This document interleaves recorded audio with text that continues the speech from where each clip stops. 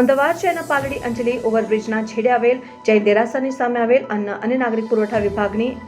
Alice bridge અને સરખેજ એકની zonal કચેરી સંકુલમાં મહિલા દિવસ નિમિત્તે 7મી માર્ચના ગુરુવારે સવારે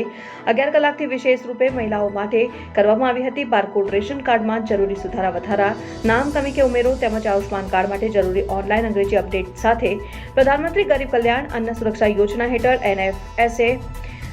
ફોર્મ વિતરણ કરીને જરૂરી પુરાવાઓ મેળવીને નિયમાનુસાર તેમની મંજૂરી માટે આગળની કાર્યવાહી કરી હતી.